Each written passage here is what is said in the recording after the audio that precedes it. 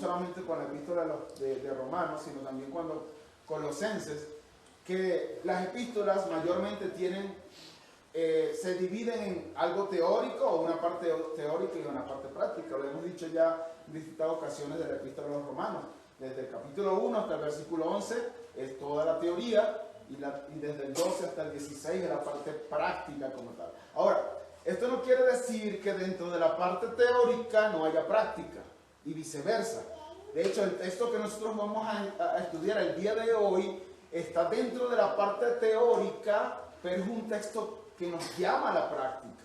De hecho, todos los textos nos llaman a la práctica, ¿verdad? Pero este texto es práctico, nos llama a una vida práctica. Así que este texto, mis hermanos, es muy importante para nosotros como cristianos. Si nosotros pudiésemos resumir, mis hermanos, los 8 capítulos que hemos visto hasta ahora, perdón, los 6 capítulos que hemos visto hasta ahora, pero hacer un resumen de la epístola de Romanos hasta el capítulo 8, podríamos resumirlo así. Desde el capítulo 1 hasta el 3:20, habla acerca de la condenación de la raza humana, ¿verdad? Veíamos el énfasis que hacía Pablo para decir, todos están condenados, todos están en la misma condición. Pero desde el versículo 21, 3:21, hasta el 5:21, que vimos la semana pasada, podríamos decir que habla acerca de la justificación por la fe sola, aparte de las obras de la ley. ¿Ok? Y ahora en esta nueva sección, esta nueva división o sección de la epístola, el tema desde el capítulo 6 hasta el 8 es la santificación. Es la santificación, así que el pasaje que vamos a estudiar hoy está en una nueva sección de la epístola donde el tema principal es la santificación del creyente. La santificación del creyente. Ya hablamos de la condenación de la raza humana, ya hablamos de la justificación por la fe sola. Ahora pareciera que Pablo dice, bueno, después de ser justificados, lo que procede es ser santificados. Así que ese es el tema que voy a escribir en esta epístola. Y este tema viene ligado del contexto anterior. De hecho, Pablo en el capítulo 6 lo que hace es responder una pregunta. Él se antepone a una pregunta que pueda surgir en las mentes de sus lectores. Fíjense que en el capítulo 5, versículo 20, él nos dice, donde el pecado abundó, sobreabundó la gracia, ¿verdad? Donde el pecado abundó, sobreabundó la gracia. Y hay personas que lamentablemente malinterpretan esta doctrina, la doctrina de la justificación por la fe sola, ¿verdad? Por la pura gracia, sin las obras de la ley, y piensan que ellos pueden vivir, ¿verdad? Como ya Cristo murió y pagó todos y cada uno de nuestros pecados, entonces eso yo puedo vivir como yo quiera, ¿verdad? Puedo vivir una vida desenfrenada, puedo vivir haciendo lo que yo quiera, porque ya Cristo pagó por todos y cada uno de mis pecados. Pues la doctrina de la justificación por la fe sola, en vez de llevarte a pensar así, Pablo dice, y nos va a enseñar el día de hoy, que es totalmente lo contrario. Totalmente lo contrario. Las personas que piensan así, se les ha llamado históricamente, los que van en contra de la ley. Ahorita se me fue el término. Los que van en contra de la ley. Pero lo cierto es, hermanos, que nosotros no vamos en contra de la ley. Cristo vino a cumplir la ley y nosotros tenemos que obedecer la ley. Así que antinomiano, ese pensamiento antinomiano, ese era el término que estaba buscando, es un error que Pablo va a corregir en el capítulo 6 de nuestra epístola. ¿Y cuál es ese pensamiento? Justamente ese. Bueno, si la verdad, si es verdad que abundó el pecado y sobreabundó la gracia, entonces nosotros vamos a vivir como nosotros querramos, ¿verdad? Pero eso no es lo que Pablo nos va a enseñar aquí. Así que, ¿qué fue lo que motivó? Ya hablamos, ¿verdad? ¿Qué fue lo que motivó? Ese es nuestro primer encabezado, que es un encabezado introductorio. De hecho, 2 de los encabezados de hoy van a ser introductorios antes de tocar como tal el texto. ¿Qué fue lo que motivó a Pablo? Bueno, fíjense que Pablo empieza el versículo 1 diciendo, ¿qué diremos entonces? ¿Continuaremos en pecado para que la gracia abunde? De ningún modo, dice Pablo. ¿Ven el punto allí? Pablo acaba de decir, donde abundó el pecado, sobreabundó la gracia. Entonces vamos a pecar más para que la gracia abunde aún más. Pablo dice, en ningún modo, en ningún modo. Lo que enseña la doctrina de la justificación es lo contrario a lo que piensa el antinomiano. Recuerden, antinomiano es justamente personas que están en contra de la ley. Porque la misma gracia que perdona nuestros pecados, mis hermanos, y que nos salva, es la misma gracia que nos santifica. Es la misma gracia que nos liberta de la esclavitud del pecado. ¿Ok? Eso es lo que hace allí. Y ahora nosotros no debemos vivir como esclavos del pecado. Todo aquel, mis hermanos, todo aquel que es justificado, forzosamente, todos aquellos que han sido justificados también son santificados. Todos. No hay un justificado que no sea santificado. No lo hay. No lo hay. Entonces eso es importante. La santificación es el resultado de la justificación. La santificación. Y yo quiero que ustedes tengan eso en sus mentes, hermanos, porque esto como introducción nos va a servir para cuando ya estemos en el texto. Si nosotros no entendemos que si nosotros no estamos siendo santificados, quiere decir que no hemos sido justificados. Eso es muy importante.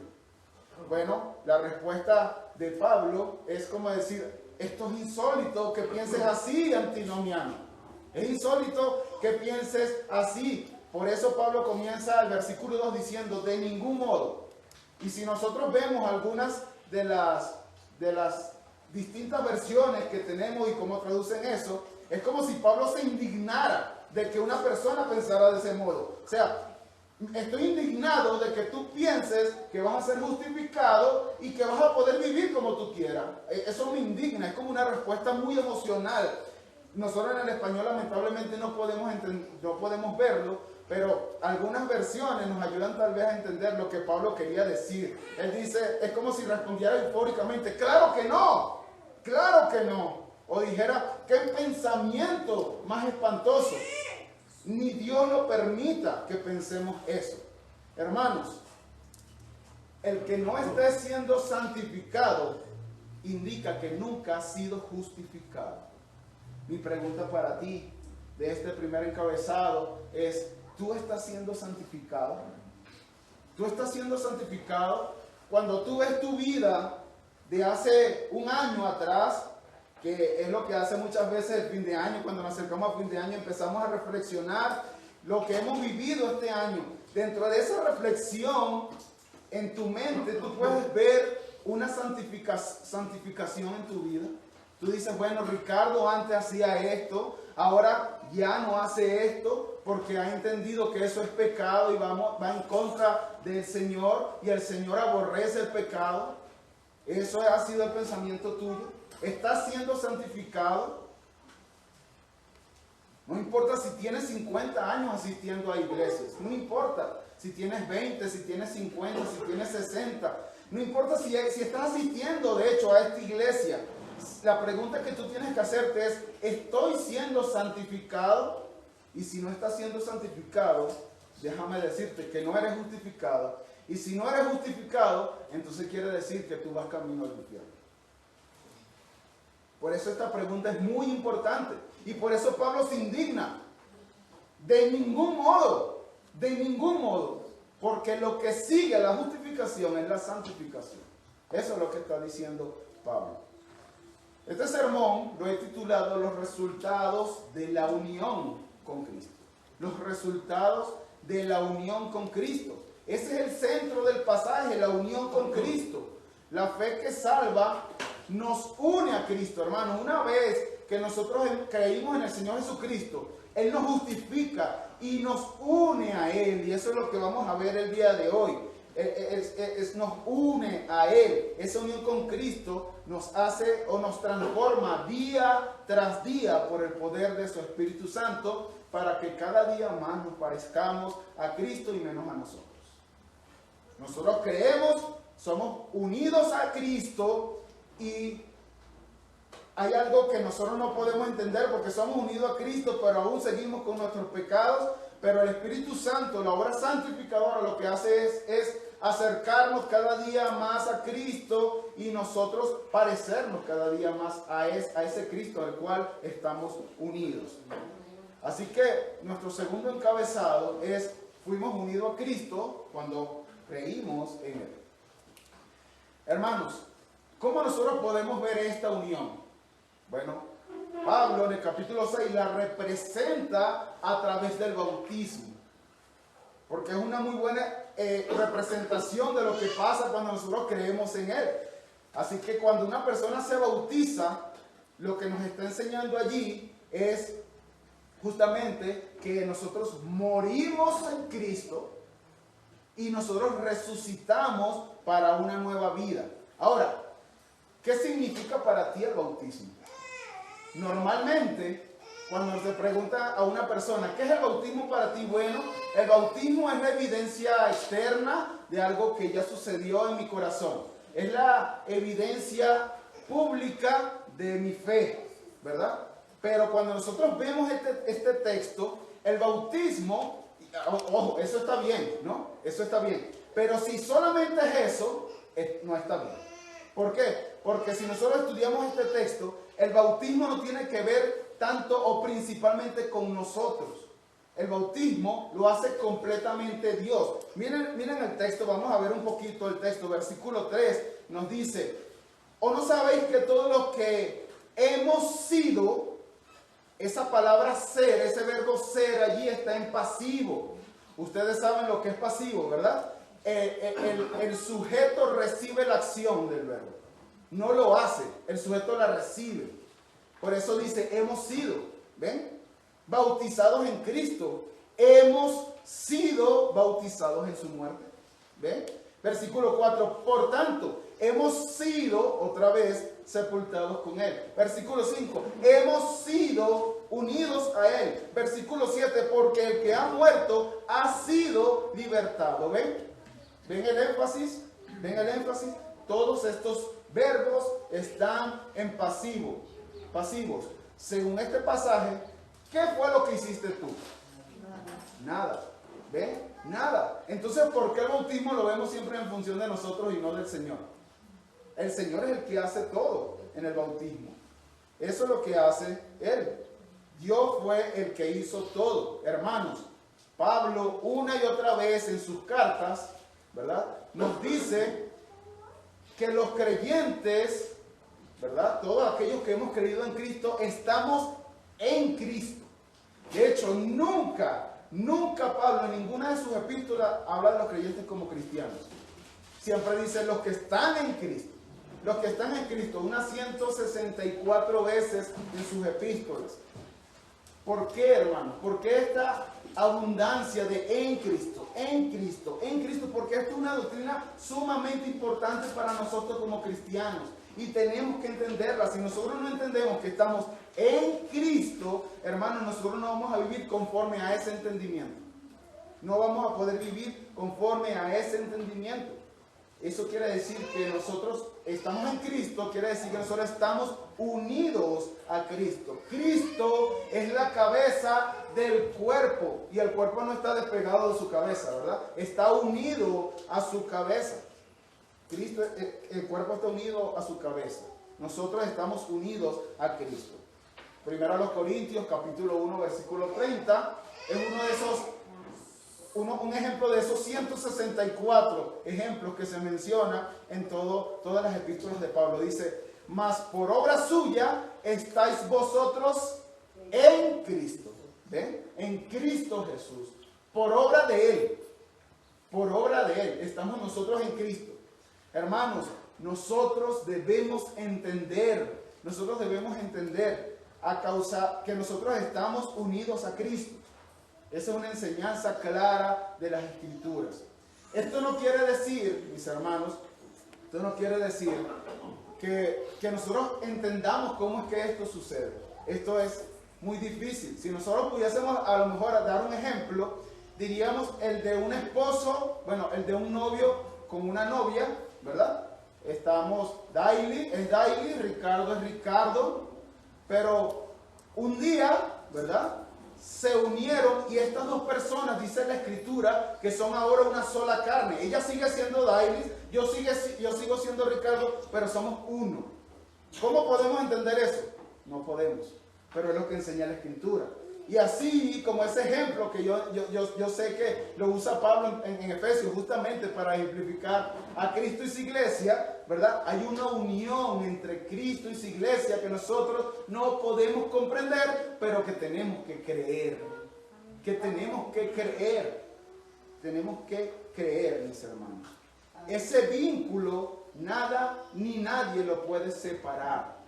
Nada ni nadie lo puede separar. ¿Puede romperse nuestra comunión con Cristo? Sí. Nuestra comunión con Cristo, sí. El pecado hace que nuestra comunión con Cristo se rompa, ¿verdad? Por ejemplo, vemos en el capítulo 51 de los Salmos diciendo a David: Señor, devuélveme el gozo de mi salvación. Eso es, no tengo comunión contigo, Señor. Primera de Pedro dice que si los esposos no tratan a su esposa como vaso más frágil, entonces las oraciones van a ser estorbadas. Ahí hay un rompimiento de comunión. Pero nuestra unión con Cristo, nadie ni nada la puede romper.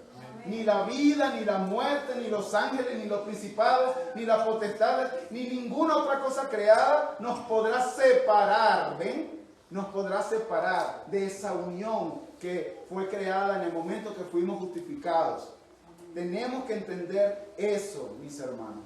El entendimiento de esto, ¿verdad?, va a traer unos resultados a nuestra vida. Por eso se llama los resultados de nuestra unión con Cristo. Y el primer resultado, mis hermanos, eso nos lleva a nuestro tercer encabezado, es que por causa de nuestra unión con Cristo hemos muerto al pecado.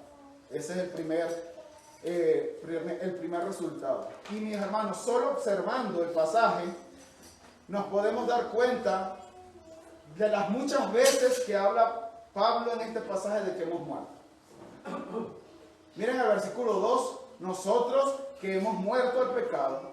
Versículo 3, hemos sido bautizados en su muerte. Versículo 4, hemos sido sepultados con él por medio del bautismo para muerte. Versículo 5, si hemos sido unidos a él en la semejanza de su muerte. Versículo 6, nuestro viejo hombre fue crucificado con él. ¿Ven?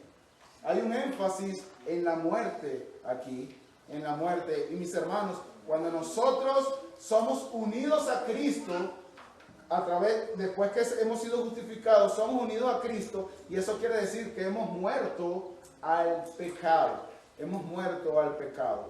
Y esto, mis hermanos, el énfasis es en la muerte. Y si tú eres cristiano, esto significa, en primer lugar, que tu viejo hombre, el que era representado por Adán, ¿recuerda? Por Adán, era representado por esa cabeza federal que es Adán. El que amaba su pecado y odiaba a Dios está muerto. Amén. Tiene una acta de defunción. El viejo hombre ha muerto, mis hermanos. Ha muerto. Ya fue reemplazado por el nuevo hombre, cuya vida está escondida en Cristo. Tu nuevo representante. Cristo es nuestro nuevo representante. Por lo que ya no hay condenación por lo que está en Cristo Jesús. Capítulo 8, versículo 1. Amén. Ya no hay condenación, mis hermanos. En segundo lugar, significa que el pecado ya no puede gobernarnos a su antojo. ¿Saben por qué? Porque ya no es nuestro amo. El pecado ya no es nuestro amo. Nosotros hemos cambiado de amo. Cuando nuestro viejo hombre estaba vivo, no podía dejar de pecar. Eso ya lo vimos, ¿verdad?, en los primeros capítulos. Lo único que hacía era pecar. Aún las cosas buenas que tú hacías eran pecados. ¿Sabes por qué? Porque no las hacías para la gloria de Dios.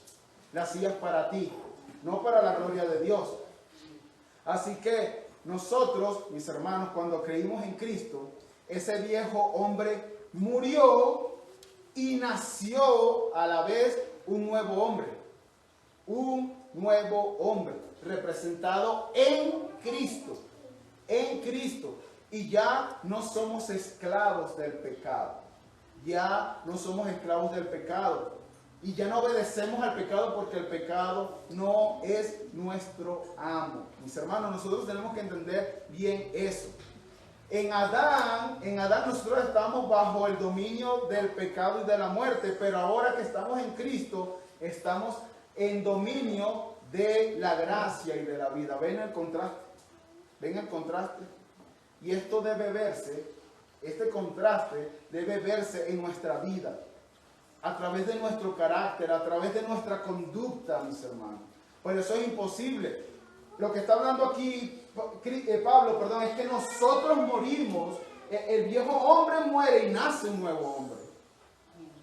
Y ese nuevo hombre tiene nuevos deseos, tiene una nueva conducta, tiene un nuevo carácter. Así que esa persona que antes era un gruñón y por todo se quejaba y todo le molestaba, ahora esa persona ya tiene que dejar de ser gruñón, al comienzo tan gruñón, y después dejar de ser gruñón, ¿verdad? Esa persona que antes era grosera, entonces ahora ya debe dejar de ser grosera, ¿verdad? Y entendemos que esto es un proceso que va poco a poco, ¿verdad? En algunos va más rápido, en otros va más lento, pero se debe hacer evidente ese cambio, ¿verdad? Esa nueva naturaleza en los hombres.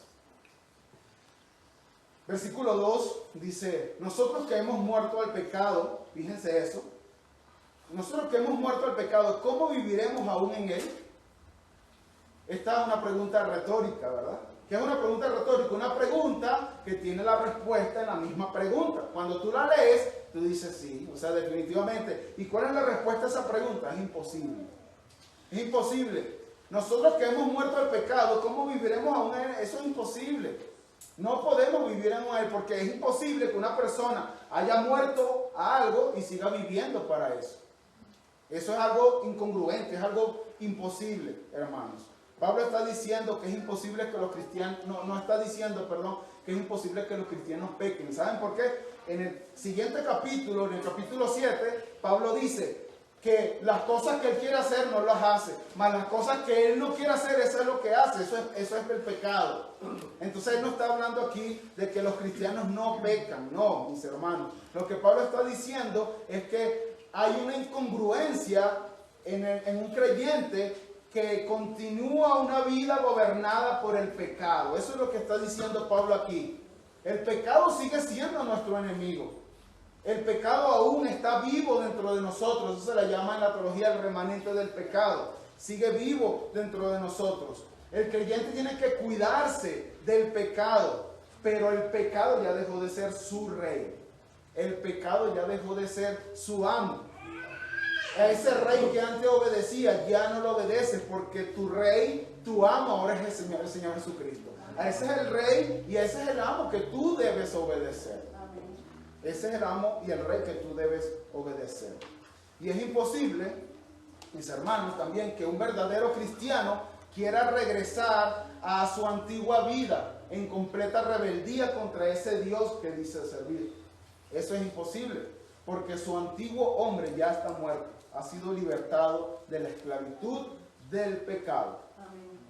Así que cuando el cristiano peca, mis hermanos, cuando el cristiano peca, porque sí pecamos los cristianos, ¿verdad? A diferencia de lo que piensan muchas personas allá afuera, el cristiano peca, el cristiano no se goza en su pecado, el cristiano no se deleita en su pecado, el cristiano se avergüenza, se entristece de haber pecado, y viene a Dios nuevamente, viene a Cristo en arrepentimiento, pidiéndole perdón, avergonzado por el pecado que ha cometido. Eso es lo que hace.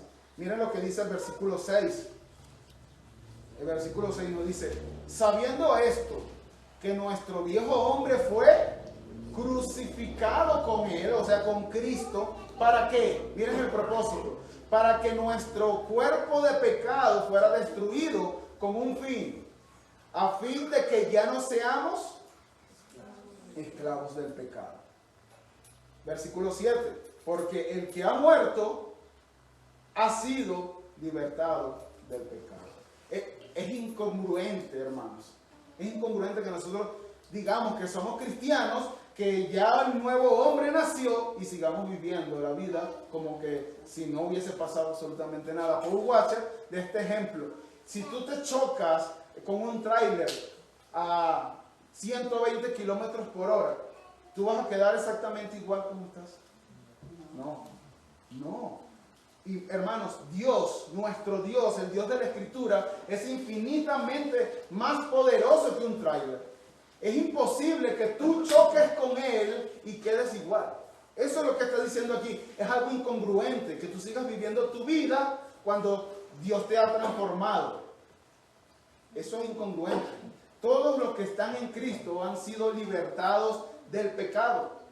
Ahora, la palabra del versículo 6, sabiendo esto, que nuestro viejo hombre fue crucificado con Él para que nuestro cuerpo de pecado fuera destruido. Esa palabra destruido no quiere decir aniquilado. En el griego no tiene que ver con aniquilado, mis hermanos. Lo que significa es que el pecado ha sido hecho inoperante en nosotros.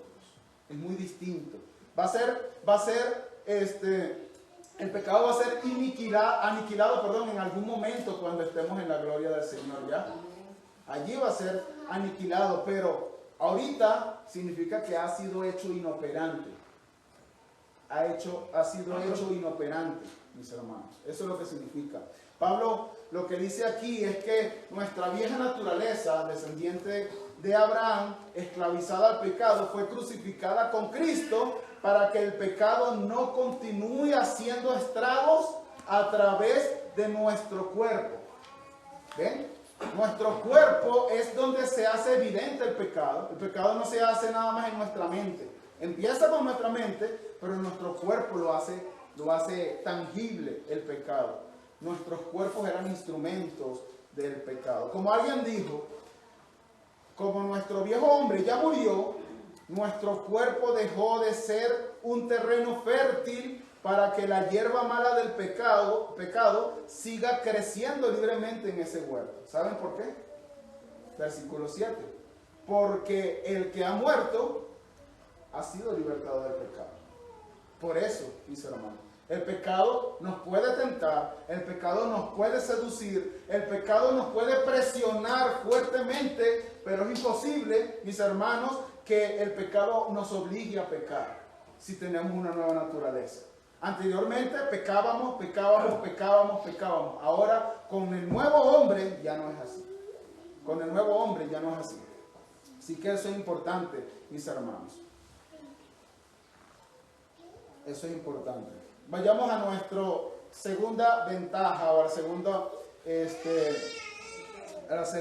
segundo resultado. El primero es que por causa de nuestra unión con Cristo hemos muerto al pecado, pero no nos quedamos muertos al pecado. El segundo resultado es, por causa de nuestra unión con Cristo, ahora vivimos para Dios. Hemos muerto al pecado, pero ahora vivimos para Dios. Hermanos, estar unido a Cristo significa, escucha esto por favor, estar unido a Cristo significa que todo lo que le sucedió a Él te sucedió a ti. Todo lo que le sucedió a Él nos sucedió a nosotros también, y esto es un misterio, hermanos. Cristo no solamente murió en la cruz por nuestros pecados, sino que también resucitó al tercer día. Los creyentes, como Cristo murió, nosotros también morimos con Él, juntamente con Él. Pero como Cristo también resucitó, los creyentes también resucitamos con Él, pero no para vivir nuestras vidas como nosotros querramos, como piensa un antinomiano. No, para vivir en novedad de vida, dice el texto. Para vivir una nueva vida, dice el texto. Miren lo que dice el versículo 4. Por tanto, hemos sido sepultados con Él por medio del bautismo para muerte, a fin de que como Cristo resucitó de entre los muertos por la gloria del Padre, y vean eso, Dios el Padre, mis hermanos, envió su poder todopoderoso, que lo hace glorioso para resucitar a Cristo, y ese mismo poder omnipotente nos va a resucitar a nosotros. De hecho, nos resucitó a nosotros ya, para espiritualmente hablando, pero nos resucitará a nosotros también en un día futuro, ¿verdad? Eso es importante que nosotros lo tengamos en cuenta. Y a pesar de que el pecado todavía mora en nosotros, increíblemente, mis hermanos, y esto es algo increíble, nuestro corazón quiere vivir para la gloria de Dios. Ahorita, de este lado de la eternidad, lamentablemente hay una incongruencia en la vida del cristiano. Hay una incongruencia que empezó así cuando nosotros creímos, y a través de la santificación esa incongruencia se debería ir acortando hasta que nosotros seamos formados totalmente a la imagen de nuestro Señor Jesucristo en la eternidad. Pero eso debe empezar aquí, ese proceso. Esa incongruencia cada vez debe ser menor, cada vez debe ser menor. Mis hermanos, el cristiano debe luchar en contra del pecado. Es una lucha que nosotros queremos vivir para la gloria de Dios y lamentablemente a veces no vamos a hacerlo. Todas las cosas para la gloria de Dios. Ese es el fin principal del hombre, ¿no? Vivir para la gloria de Dios y deleitarse en Él por siempre. Nosotros hemos nacido de nuevo, según a los Corintios 5:17, de modo que si alguno está en Cristo, ¿qué? Nueva criatura es, pero la mejor traducción es nueva creación, ¿ven? Somos una nueva creación. Entonces nosotros debemos vivir conforme a esa nueva creación, mis hermanos. Conforme a esa nueva creación. Una nueva creación que tiene nuevos deseos, deseos que antes deseaba el pecado, ¿verdad? Ahora ya no desea el pecado, sino que desea hacer la voluntad de Dios. Nuevos afectos, nuevas inclinaciones. Aunque lamentablemente a veces pecamos, el fruto del Espíritu debe verse en nuestras vidas, hermanos. Amor, gozo, paz, paciencia, benignidad, bondad, fe, mansedumbre, templanza, que es dominio propio, ¿verdad? Esas virtudes deben empezar a ver evidentes en nuestras vidas. Nosotros somos salvados, dice Romanos 8:29, para ser hechos a la imagen de nuestro Señor Jesucristo. ¿Saben qué? El Señor Jesucristo tiene el carácter del fruto del Espíritu. El Señor Jesucristo es el fruto del Espíritu. Y nosotros, si somos salvos para ser formados a la imagen de Cristo, estos frutos se están viendo en ti y en mí. El amor, la fe, la mansedumbre, la templanza, se están viendo en ti. Ay, hermanos, el escuchar la palabra de Dios es para nosotros estar meditando. Se están viendo en mí los frutos del Espíritu, el fruto del Espíritu. Porque eso quiere decir que estamos siendo santificados. Si yo me convertí hace 30 años y sigo amando de la misma manera, amando de una manera odiosa, eso es algo, ¿verdad? Pero si sigo amando de la misma manera, entonces quiere decir que yo no estoy siendo santificado. Si yo no estoy siendo paciente, si yo no tengo dominio propio, entonces quiere decir que no estoy siendo santificado. Yo no estoy viviendo conforme a la nueva creación. Yo no estoy viviendo así. Y eso es para yo ponerme a meditar y examinarme si de verdad si yo soy cristiano o no. Examínate. Y yo te animo, hermano, a que tú te examines. Tú y nadie más que tú sabes qué es lo que está pasando contigo. Y por favor no te autoengañes, sé sincero contigo. Es mejor que tú digas, es verdad, no soy un creyente, y entonces ahora vayas y suplicas al Señor por gracia y salvación y perdón, aunque tú te estés engañando, y cuando llegues a aquel día digas, Señor, Señor, y el Señor te diga, nunca te conocí, apartado de mí, hacedor de maldad. Entonces, este es un momento para nosotros poder analizarnos cómo estamos viviendo. El cristiano se distingue principalmente por lo que hace, mis hermanos. Muchas veces los cristianos ven la santidad por lo que no hacen. Es que yo no voy allá, es que yo no digo esto, es que yo no hago aquello. No, el cristiano se distingue por lo que hace. Estás amando, estás siendo paciente, estás siendo bondadoso. Allí es que se ve el cristianismo. Allí es que se ve el cristianismo. Por las cosas que hace, para que Dios sea glorificado en tu vida y los demás sean beneficiados a través de eso. Cuando nosotros obedecemos a Dios, mis hermanos, las demás personas se benefician. Porque hay bendición en obedecer a Dios, y esa bendición también, en esa bendición los demás también están siendo beneficiados. Nosotros, mis hermanos, hemos sido unidos a Cristo para vivir en novedad de vida. Para vivir en novedad de vida. Miren lo que dice el versículo 5. Y nos da algo precioso, nos dice algo precioso. Dice, porque si hemos sido unidos a Cristo, si hemos sido unidos a Él en la semejanza de su muerte, y a veces nosotros leemos la Biblia, hermanos, y pasamos algunos detalles que son sumamente importantes. Miren lo que dice. Pablo hubiese dicho, en la semejanza de su muerte, lo seremos también en la semejanza de su resurrección, pero no fue lo que escribió Pablo. Pablo quería que nosotros estuviéramos seguros. Dice, ciertísimamente lo seremos también en la semejanza de su resurrección. Tú y yo podemos estar seguros de que en un momento, así como Cristo resucitó, nosotros también lo haremos. Ciertísimamente. Y miren el versículo 6, mis hermanos. Sabiendo esto, ¿ven? Pablo quería que nosotros nos aseguráramos, sabiendo esto, estando seguros de que nuestro viejo hombre fue crucificado con él, para que nuestro cuerpo de pecado fuera destruido, a fin de que ya no seamos esclavos del pecado. Una vez más, hermanos, Pablo está diciendo que no podemos seguir sirviendo al pecado porque ya no es nuestro amo. En el capítulo 7, en el capítulo 6, lo veremos la semana que viene, nos vamos a ver que nosotros somos siervos de aquel a quien nosotros obedecemos. No me voy a extender allí porque eso lo veremos la semana que viene. Pero eso es importante que nosotros lo vayamos meditando. ¿A quién nosotros servimos? Es que Cristo es mi Señor. ¿Obedeces tú la palabra de Dios? Tú lo puedes decir. Tu vida es la que va a dar evidencia si de verdad Cristo es tu Señor.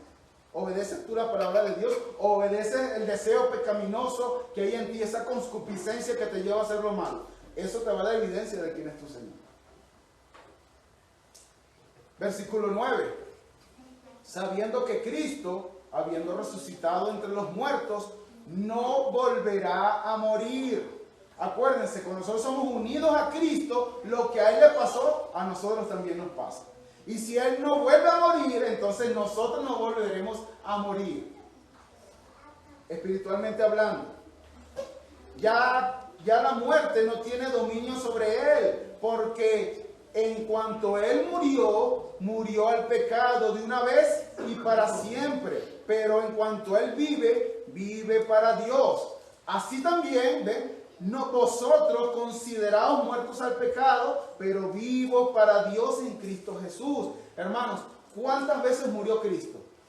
Nosotros no somos como la Iglesia Católica Romana, ¿verdad? Que todas las misas es un sacrificio, sacrifican al Señor Jesucristo. Cristo murió, dice el libro de los Hebreos, capítulo 10, una vez y para siempre, ¿verdad? Una vez y para siempre. Una sola vez murió Cristo, una sola vez, pero ahora está vivo para Dios. Él resucitó y ahora está vivo para Dios y seguirá vivo por los siglos de los siglos. Bueno, lo que Pablo está diciendo aquí es que de la misma manera los cristianos, hay un solo momento que el cristiano muere al pecado. Cuando creemos en Cristo, muere al pecado, pero ahora vivimos. Pero no vivimos, esto es lo que no leen, ¿verdad? Los antinomianos, no vivimos para nosotros, vivimos para Dios, vivimos para Dios. Un momento nosotros resucitamos, ¿verdad? Y en otro momento nosotros resucitaremos y viviremos para siempre para Dios, sirviendo a nuestro Dios por los siglos de los siglos. Fuimos resucitados para vivir para Dios. Hermanos, yo quiero decirte esto, y por favor, presta atención a lo que te voy a decir. Tú fuiste salvado para vivir para Dios, no para vivir para ti, no para vivir para tus deleites, no para vivir satisfaciendo el deseo que tú tienes por dentro de ser reconocido delante de los demás. No es para eso, es para vivir para Dios, para vivir para su gloria. Hermano, para eso tú fuiste salvado. Tienes que entender eso. Tenemos que entender eso. No fuiste salvado para vivir tu vida como tú quieras. Fuiste salvado para Dios, para vivir para su gloria. Debes vivir la vida para Él. Segunda a los Corintios 5:14 dice, pues el amor de Cristo nos apremia. La Biblia, la Reina Valera dice, nos constriñe. La mejor traducción ahí es, el amor de Cristo nos controla. ¿Ven eso? El amor de Cristo te controla. ¿Te controla a ti el amor de Cristo? Y dice Pablo, habiendo llegado a esta conclusión, que uno murió por todos, por consiguiente, lo que le pasó a Cristo, ¿qué le pasa? Por consiguiente, todos murieron. Y por todos murió para que los que viven ya no vivan para sí, sino que vivan para aquel que murió y resucitó por ellos. ¿Ven? No vivan para sí, hermanos. Cuando tú vayas a hacer algo, tú pregúntate, ¿estoy haciendo esto porque yo vivo para mí, para obedecer mi deseo pecaminoso, o esto va a glorificar a Dios? Porque ya yo no vivo para mí, yo vivo para su gloria. Gálatas capítulo 2, versículo 20, otro muy conocido. Con Cristo he sido crucificado. Ya no soy yo el que vive, sino que Cristo vive en mí, y la vida que ahora vivo en la carne, la vivo por la fe en el Hijo de Dios, el cual me amó y se entregó por mí. Hermanos, esto es el cristianismo. El cristiano no vive para él, vive para la gloria de Dios. Vive para la gloria de Dios. No puedes tomar decisiones pensando únicamente en tu beneficio. Tienes que tomar las decisiones diciendo, esto glorifica a Dios, esto va a beneficiar a mis hermanos, porque tú vives dentro de un cuerpo. Y si tú dices, llegas aquí y dices, mira, yo me voy a vivir a Miami. Ah, excelente, pero ¿sabes qué estás haciendo? Estás afectando este cuerpo, y no quiere decir que no te puedas ir. Solamente que si tú vives para la gloria de Dios, por lo menos busca el consejo antes de tomar la decisión. Si esa es la voluntad de Dios. Porque dice, se resulta que en Miami o supongamos cualquier otro sitio, no hay una iglesia bíblica donde tú puedas irte a congregar. No hay. Y 1 Tesalonicenses capítulo 4, versículo 3 nos dice que la voluntad de Dios es nuestra santificación. Entonces, ¿te va a santificar ir allá? No te va a santificar, porque no vas a tener un cuerpo de creyentes donde te puedas congregar. Entonces, ¿eso será la voluntad de Dios? Por supuesto que no. Por supuesto que no. No es que te vayas, es que tú tienes que tomar la decisión en base a si es la voluntad de Dios o no. ¿Esto glorifica al Señor o no? Y hermanos, quiero usar otro ejemplo para valga la redundancia, para ejemplificar esto. Pero también es una exhortación para nosotros como misión y futura iglesia. Yo sinceramente, hermanos, me sentí muy triste la semana pasada cuando supimos la noticia de Sebastián. Sebastián era el primo de nuestro hermano Omar, ¿verdad? Estuvimos orando, los que vienen al culto de oración, estuvimos orando por Sebastián. Sebastián tenía cáncer, ¿verdad? Lamentablemente el cáncer hizo metástasis en el cerebro y rápidamente murió. Lamentablemente, bueno, ellos después, en agradecimiento al Señor, porque Sebastián, Dios usó aún ese cáncer para salvarle. Él no era creyente y él se arrepintió después de esto. Y entonces su familia, incluyendo nuestro hermano Mar y Carolina, que ahora son una sola carne porque son esposos, hicieron un culto de agradecimiento al Señor porque Sebastián murió en Cristo. Y sabemos que si murió en Cristo, ahora está resucitado con Él, ¿verdad? Lamentablemente, hermanos, la invitación fue dada y únicamente fue, aparte de mi esposa y yo, fue nada más una sola persona. Una sola persona. Y no estoy incluyendo a la familia de Omar y de Carolina, porque ellos son familia. También se congregan con nosotros, pero son familia. Una sola persona, hermano. ¿Eso es responsabilidad mía solamente? Eso es responsabilidad de todos, hermanos. Es responsabilidad de todos. Y yo sé que algunos trabajan, y yo lo entiendo, pero hermanos, yo estoy seguro que muchos no fueron porque estaban cómodos en su casa. Porque no sacrificaron dinero porque iban a gastar dinero para ir para allá. Iban a gastar de su tiempo para ir para allá. ¿Ustedes saben qué es eso? Eso es vivir para mí. Eso no es vivir para la gloria de Dios. Porque cuando nosotros vivimos para la gloria de Dios, nosotros beneficiamos a nuestros hermanos. ¿Y saben qué, hermanos? Ese hermano Carolina y Carolina y también Omar estaban tristes. Y la Escritura nos dice en el libro de Romanos capítulo 12 que si uno se entristece, todos se entristecen con él. ¿Dónde está el amor? ¿Dónde está el amor? Estás viviendo para ti. No estás viviendo para la gloria de Dios.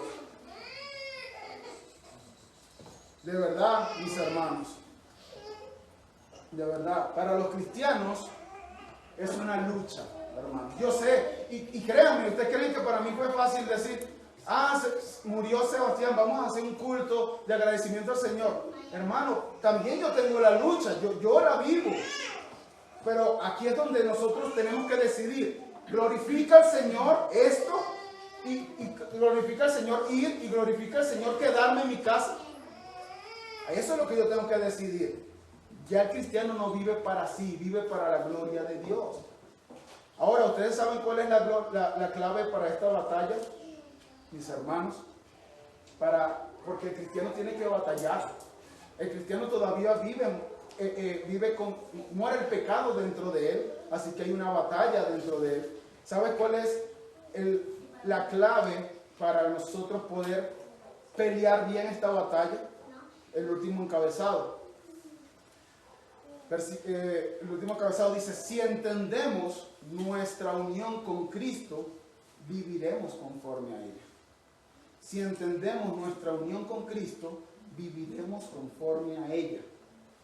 Los cristianos no solamente deben creer, mis hermanos, los cristianos deben vivir y disfrutar los resultados de esa unión con Cristo. Miren el versículo 11, lo que dice, así también vosotros consideraos muertos al pecado, consideraos muertos al pecado, pero vivos para Dios en Cristo Jesús. ¿Saben lo que significa esa palabra consideraos? Es considérense así, mírense así, tomen en cuenta cuando ustedes piensen como personas que han muerto al pecado. Por eso les decía que es muy importante que nosotros entendamos, hermanos, que estamos unidos a Cristo. Porque si nosotros no entendemos eso, nosotros jamás vamos a poder pensar así. Y Pablo aquí nos llama a que nosotros consideremos que nosotros hemos muerto al pecado y que estamos vivos para Dios. Es decir, estamos unidos a Cristo y ese entendimiento nos va a llevar a vivir conforme a eso. Considérense muertos al pecado. Y hay algo que no quiero que pasemos por alto. Si nosotros observamos el texto, ya lo hemos observado varias veces, Pablo nos dice allí que hay varias cosas que los cristianos deben saber. ¿Ven? Miren el versículo 3. ¿O no sabéis? ¿No sabéis qué, Pablo? Bueno, no sabéis que todos los que hemos sido bautizados en Cristo Jesús, hemos sido bautizados en su muerte. Versículo 6. Sabiendo esto, que vuestro viejo hombre fue crucificado con él. Versículo 9. Sabiendo que Cristo, habiendo resucitado entre los muertos, no volverá a morir. Debemos saber esas cosas, hermanos. Pablo lo dice.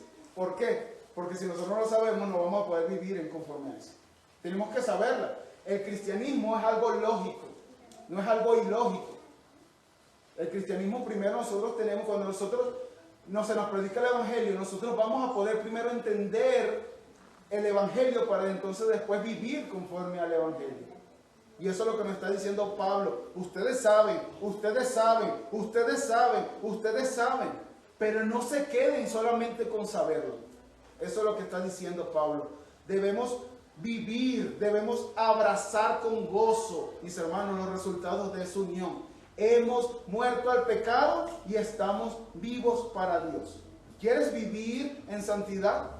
Pablo nos dice lo que nos está mandando Pablo, porque es un imperativo. Consideraos, es un imperativo. Lo que nos está mandando Pablo es: recuérdate día tras día tras día, hasta que te mueras o hasta que venga Cristo, que tú estás unido a Cristo. Esa es la mejor forma de santificarte según este texto. Considera, piensa, tráelo a la memoria. Entiende de una vez por todas que esa es tu nueva identidad. Eso es lo que nos está diciendo Pablo. Nosotros tendemos a olvidar fácilmente quiénes somos, hermanos. Fácilmente. Somos de memoria corta. Sobre todo esos momentos en que estamos siendo tentados a pecar. Allí es cuando más se nos olvida. Nosotros somos como esos esclavos. Perdón. Cuando estábamos hablando de Colosenses, hablamos también acerca de la libertad en Cristo. Y yo daba ese ejemplo de los esclavos en Estados Unidos, ¿verdad? Vino Abraham Lincoln y escribió un decreto que decía que ya ellos eran libres. Pero ¿sabe qué pasaba con esos esclavos? Estaban tan acostumbrados a ser esclavos que ya oficialmente, legalmente eran libres y ellos seguían obedeciendo a sus amos. Ellos ya eran libres, pero seguían obedeciendo a sus amos. Lamentablemente pasa algo con el cristiano muy parecido. Ya Cristo te libertó del pecado. Ya el pecado no es tu amo, ni tu rey, ni tu señor. Pero tú y yo, lamentablemente, y muchas veces vivimos obedeciendo a ese antiguo amo. Considera tu unión a Cristo. Considera que moriste al pecado. Considera que resucitaste y ahora vives para Dios.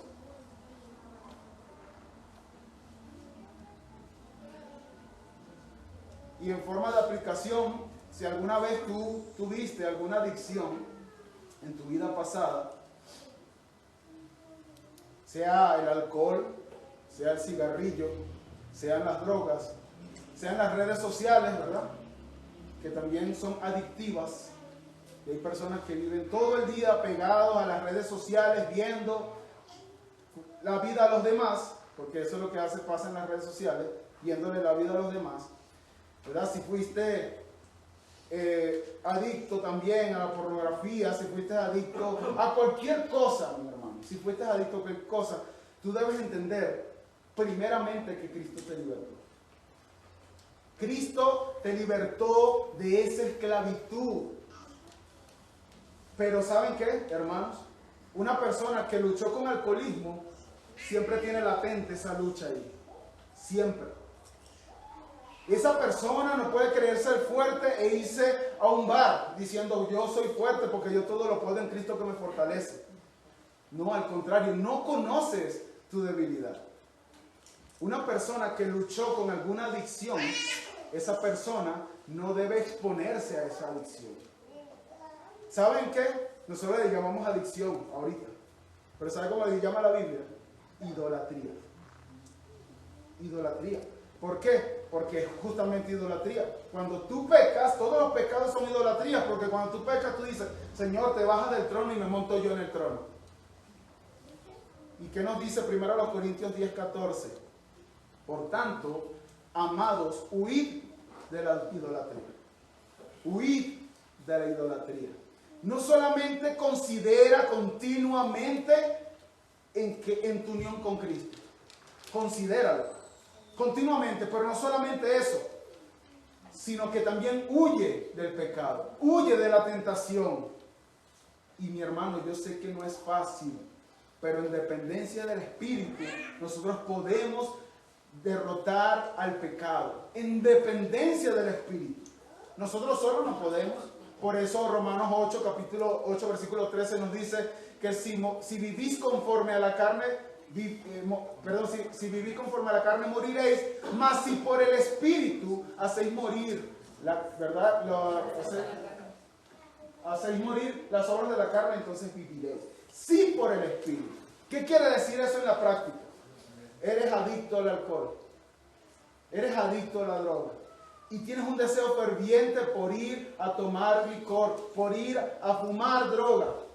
Por el Espíritu, hermanos, significa que tú reconoces que no puedes hacer nada y que el Espíritu Santo que vive en ti es el que puede hacer la obra, y tú clamas a Dios pidiéndole que te socorra en ese momento. Eso es vivir en dependencia del Espíritu. Vivir en dependencia del Espíritu es llamar, hermano, estoy sintiendo esto, por favor, ayúdame.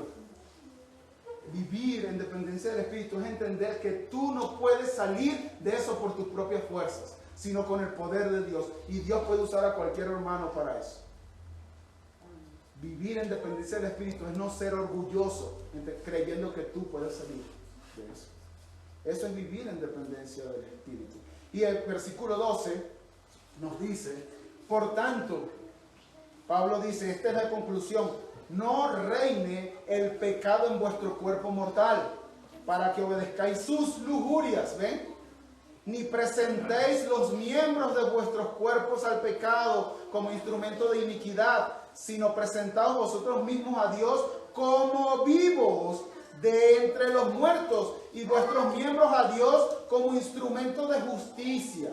No como instrumentos del pecado, como instrumentos de justicia, porque el pecado no tendrá dominio sobre vosotros, pues no estáis bajo la ley, sino bajo la gracia. No debemos permitir que el pecado tome control de nuestro cuerpo, mis hermanos. No debemos permitirlo, debemos seguir en pie de guerra. ¿Saben por qué los cristianos muchas veces caen en los pecados, hermanos? ¿Saben por qué? Porque los cristianos no entendemos que estamos en una guerra continua. Una guerra continua. Primera de Pedro, capítulo 2, versículo 11, nos dice, como extranjeros y peregrinos, absténganse de los deseos carnales que batallan contra el alma. Deseos carnales que batallan. Y esa batalla es como estar rodeado por un ejército enemigo. Tú no puedes ganar una batalla así, sino en dependencia del Espíritu. Pero tú tienes que saber que estás en una batalla. Imagínense un boxeador que dice, no, ya no se ha terminado el round y ya baja los brazos y se retrocede. ¿Qué va a hacer el otro? Le va a dar y lo va a noquear. Nosotros estamos en una batalla, nosotros estamos en una carrera. Pablo lo decía, no he llegado ya, yo prosigo hacia la meta. Los cristianos lamentablemente no entendemos eso, y cuando no lo entendemos, descansamos, y ahí es cuando viene el pecado y ¡tum! Y nos noquea.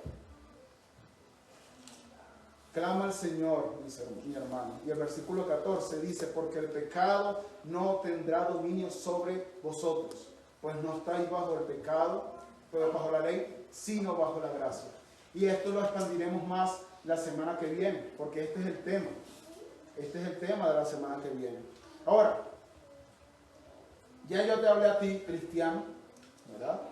Ahora quiero hablar a ti que no eres creyente. Déjame decirte, y ya creo que lo ha demostrado la misma Biblia, que tú eres esclavo del pecado. Tú eres esclavo del pecado. Ese es el amo que tú obedeces. Tú has pecado contra Dios, y Dios estableció que la consecuencia de un solo pecado, uno solo, es la muerte. Uno solo es la muerte. Y déjame decirte, la mala noticia es que tú vas camino al infierno. Tú vas camino al infierno. Pero también dice el libro, ya lo estudiamos hace unas semanas atrás, Romanos capítulo 5, versículo 8, que Dios muestra su amor para con nosotros, en que aun siendo pecadores, Cristo murió por nosotros. Cristo murió por los pecadores. Y si tú pones toda tu confianza únicamente en Cristo, entonces tú vas a ser salvo. Y ¿sabes qué? Tú vas a ser unido a Cristo también. Y ahora tu amo va a ser Cristo y no va a ser el pecado. Y que cuando Cristo murió en la cruz, entonces tú también moriste. Y cuando Cristo resucitó al tercer día, entonces tú también resucitaste para novedad de vida. Si tú pones tu confianza en Cristo. Ven a Cristo en arrepentimiento. Ven a Cristo poniendo toda tu fe en Él y serás salvo.